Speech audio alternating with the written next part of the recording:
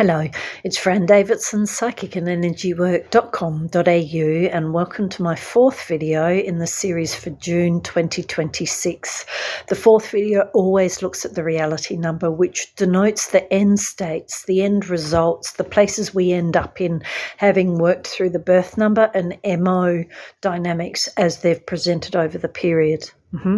So in one sense, reality numbers speak of outcomes. Now that can be perceptual outcomes, spiritual outcomes, physical outcomes, mental outcomes, all of the above. Every June brings us a reality number of 20, which reduces to 2. So every June, in a sense, from its own angle, asks us to look at our positions. Not only our positions, but also, learn about the positions of others. Are they healthy? Are they sound? Is that the best they can be? All of those things. Because, of course, as we witness and as we experience, so too we learn. So too we make decisions about what we are going to channel next, the values that we hold dear, and how well we're doing at upholding them. In June 2026, we also see a reality of 2141, which leads to 8. And that's very, very similar on one level. You could argue every number's similar. At the end of the day, every number produces spiritual outcomes. And at the end of the day, spirituality is just be authentic, just be you. Drop the rest of the world for a minute and just find yourself to actually be yourself, to make the difference that you're here to. 2141, in a sense, speaks of that.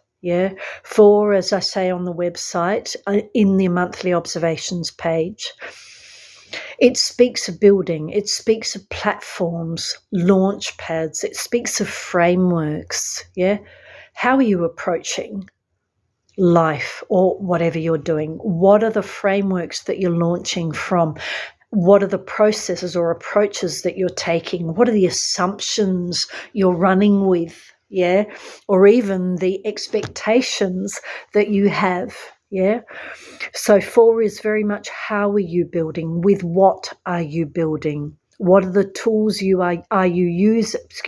what tools are you using to manifest however you do and whatever you want? This is also interesting, isn't it? Because in part, manifesting isn't only about what self contributes into the mix. And this is something we can often forget, especially when we really, really want something. Some spiritual and energetic manifesting models will talk about how really you should picture it and just keep on at the universe about it. Look at it every day to make it happen.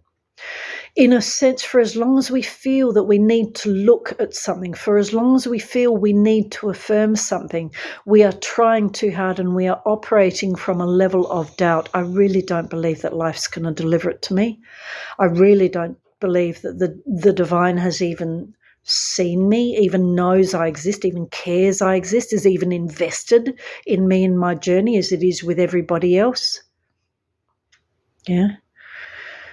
So any sense of lack, any sense of, well, I've got to do this because this is the only way I could receive is misleading, and therefore can set us up for the loss or the lack that we're trying to avoid.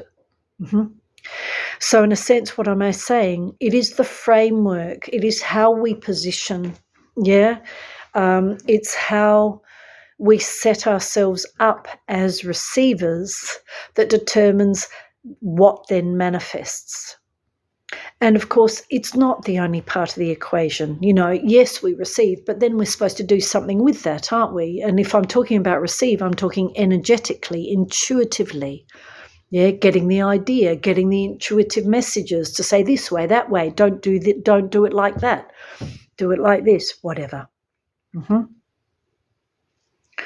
So this month is a time that is going to help people towards greater clarity. And I think really I'm saying that in every single video this month. Perhaps I always do that.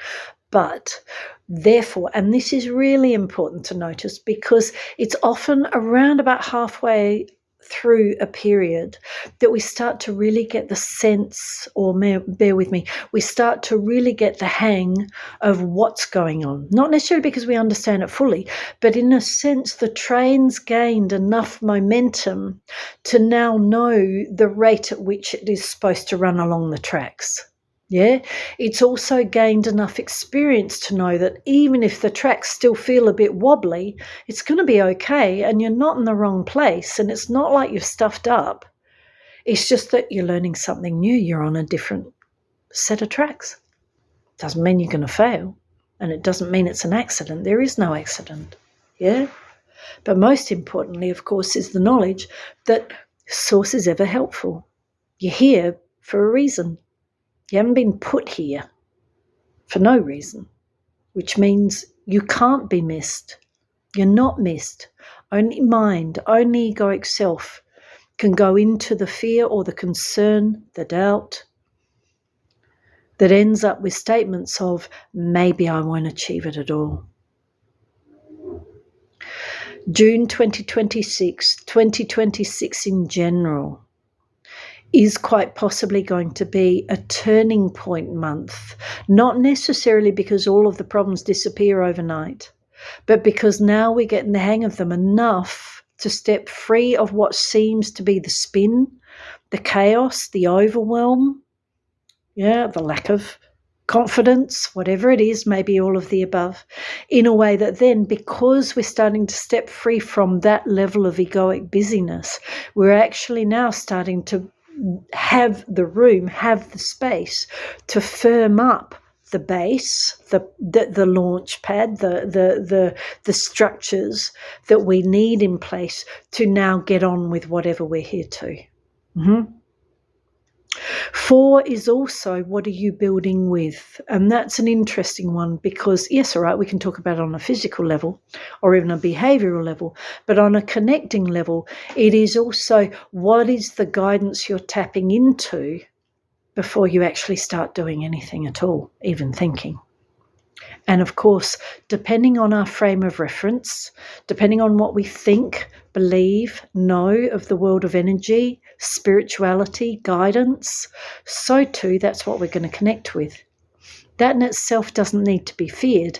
What we do need to know within that is we can always go higher, not as an act of rejection, but as an act that taps into all of the potential, all of the picture as it really is and as it can be received as an intuitive sense, be that visual, be that audio, be that felt, smelt, tasted, maybe all of the above.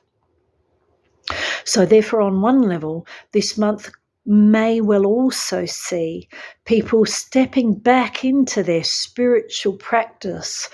In other words, their energetic and intuitive practice, clearer than they have been perhaps, of the busyness, the mayhem, in a way that they're starting to perhaps be able to choose to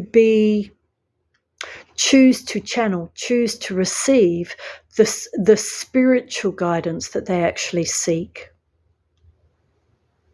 One way you can do this is just turn around to the divine at any moment and just, in a sense, you could just ask it, can I work with you again?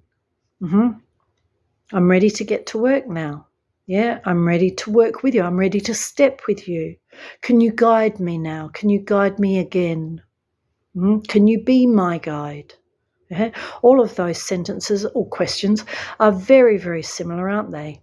And what I'm trying to do is demonstrate there are no magic words. The words have to come out of you and they have to feel right. And sometimes it takes us a few goes to get to the right sentence, question, affirmation. Doesn't matter. Keep going. But the main thing is the divine is real. The universe is real, therefore. Source is real, therefore. It's all one and the same. It does communicate. It does deliver. It does guide. But sometimes we're so busy project managing that we forget to even give it the room to speak, to contribute, to say, yeah, all right, I'll partner up. Here you go.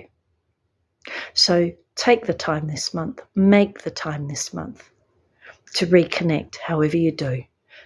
Doesn't have to be fancy. Doesn't have to have bells and whistles. Source already knows you're there. Just turn around and let it in. Take good care, travel well, have a wonderful June. Nice to be back. Please get in contact if I can help you in any way or if you've got questions about anything I've just said. Thanks for tuning in. Take care.